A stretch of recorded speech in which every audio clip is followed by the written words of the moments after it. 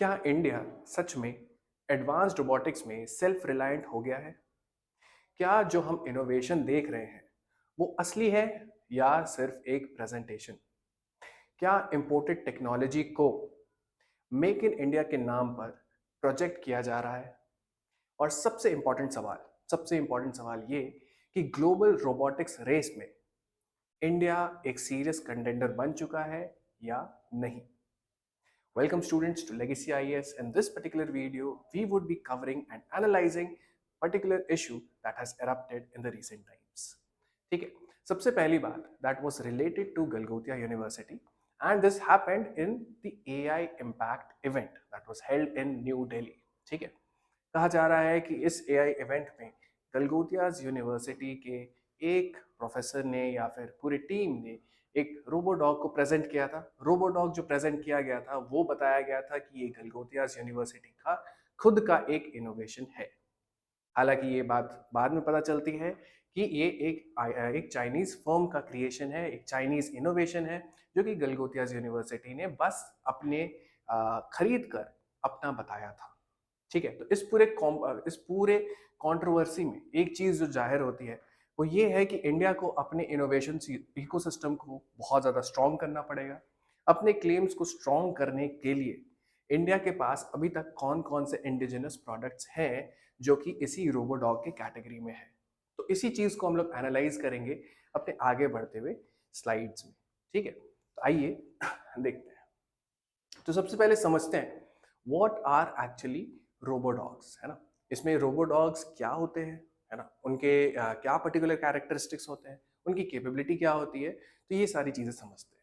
सबसे पहली बात, these robots that is robodog are quadruped robots. Quadruped robodogs का मतलब क्या होता है, इनके चार पैर होते हैं। that is we can also say that they are four legged।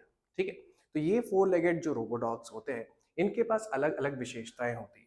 ठीक है, अगर हम लोग देखें तो quadruped robodogs, first of all the characteristic is that they are four legged. Second, it depends upon the capability, यानी कि आपकी जो स्पेसिफिकेशंस हैं, जिस तरीके का रोबोटिक्स ने जिस तरीके का शानदार अगर काम किया है तो उस हिसाब से किस टेरेन पे वो मोबिलिटी दिखाता है। फॉर एग्जांपल, अगर रगेड टेरेन है तो उस पर वो किस तरीके से नेविगेट करेगा। सेकेंडली, अगर उसे स्टेयरकेस से नेगोशिएट करना है, मान लीजिए कि 30 सेंटीमीटर हाइट पे या उससे भी ज़्यादा कुछ हाइट पे अगर आप स्टेयरकेस बनाते हैं तो क्या वो जो रोबोडॉग है क्या वो उस पर चढ़ सकता है और क्या वो स्मूथली उससे उतर सकता है। सिमिलरली एक और जो कि ऑब्स्टिकल्स, ऑब्स्टिकल्स नेविगेशन, यानी कि अगर आप उसके सामने कुछ एक बैरियर रख दें, है ना, इस रोबोट के सामने अगर आप कुछ बैरियर रख दें तो क्या उस बैरियर को ये आइडेंटिफाई कर सकता है और इफेक्टिवली नेविगेट करके उस ऑब्स्टिकल को टैकल भी कर सकता है या नहीं, है ना। तो ये कुछ कैरेक्टरिस्टिक्स होते हैं जो कि इंपॉर्टेंट होते हैं, है ना। फिर आता है load carrying capacity. Of course जब रोबोडॉग आप बना रहे हैं तो आप जरूर किसी यूटिलिटी के लिए बना रहे होंगे, चाहे वो सर्वेलेंस के लिए, चाहे वो एक्सेसिंग दी इनएक्सेसिबल एरियाज हो, चाहे वो डिजास्टर रिलीफ हो, चाहे वो रिलीफ पहुंचाना हो एक हाईली जोग्राफिकल टेरेन में। तो ये सारी जो विशेषताएं हैं, it all requires that this robodog should be having a capacity to carry load on it. Okay, usually the load is around 2 to 5 or 6 kgs as per the robodogs that have been created up until now, है ना। तो ये सारी जो global applications है, तो आप इसमें से अगर आप सोचना चाहें तो ऐसे हो सकता है कि इंडस्ट्रियल इंस्पेक्शन में यूज हो सकता है, जैसे पाइपलाइंस में, पावर प्लांट्स में, डिजास्टर रिस्पॉन्स में यूज हो सकता है, आपके अर्थक्वेक जोन्स में यूज हो सकता है ना, डिफेंस ऑपरेशंस में यूज हो सकते हैं, ये सर्वेलेंस में, लॉजिस्टिक्स में, and also scientific exploration wherein the human presence is not possible and that is particularly in the extreme terrains। ठीक है, तो ये समझ में आता है कि ये सिर्फ एक गैजेट नहीं है, ये रिप्रेजेंट करता है नेक्स्ट जनरेशन रोबोटिक्स की कैपेबिलिटी।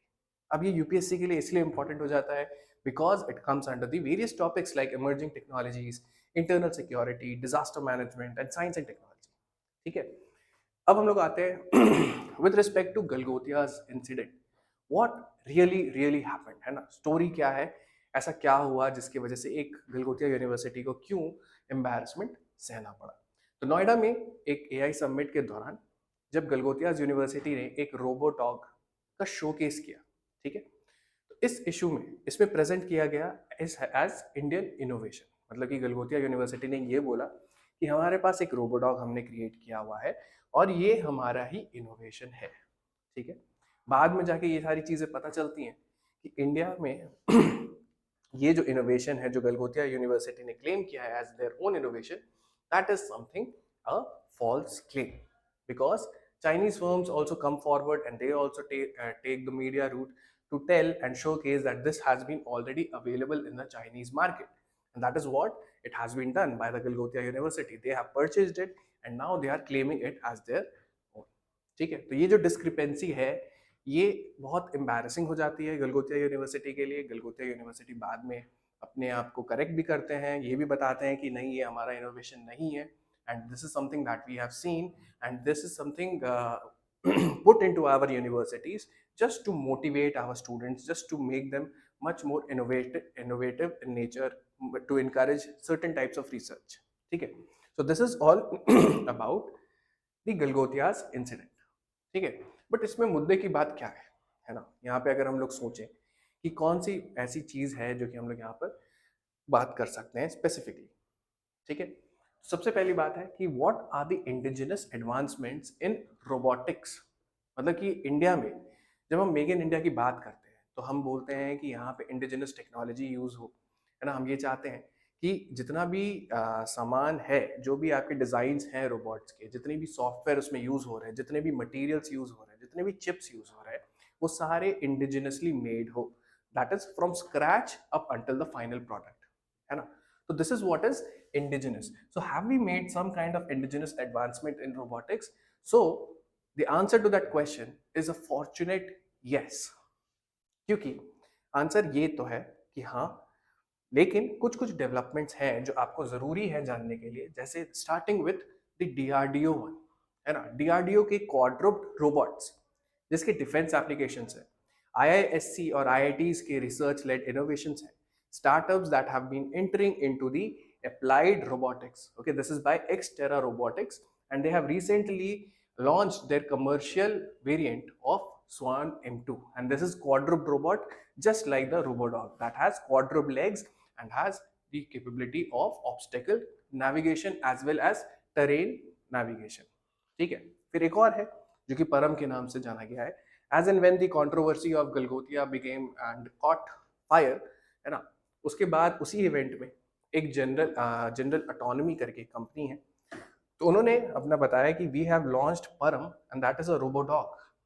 ठीक है, the robodog that was developed by this Bengaluru startup, and this was something that was also presented on the streets of HSR layout in Bangalore, है ना। तो ये सारी चीजें, it's something that is made indigenously उन्होंने कहा है कि something that was made right from scratch up until the final product.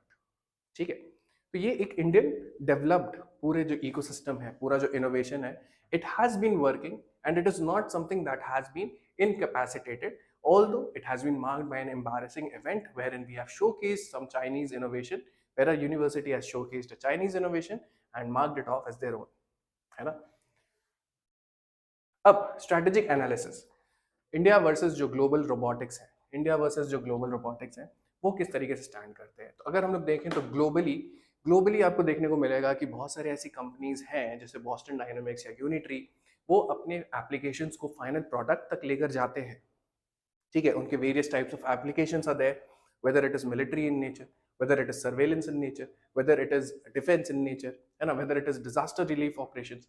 So they have been able to capture all of that and put it on ground for their practical uses. ठीक है, with respect to India, it would be right to call that India is in its transition phase. That is research, then transition, and then final product. That is, we are still in the phase in which we are developing our robots and we are testing them on ground and looking if we can further enhance its capabilities, है ना। So we can call this as a transition phase, which is encouraging in nature and which is much more innovative. इसके लिए ही ये जो innovative ecosystem है, that needs certain types of funding, it needs certain types of research and development. And in this event, in this AI event, impact event, this kind of a research and development encouragement is something that we definitely hope for industry and academia development. Thank you so much.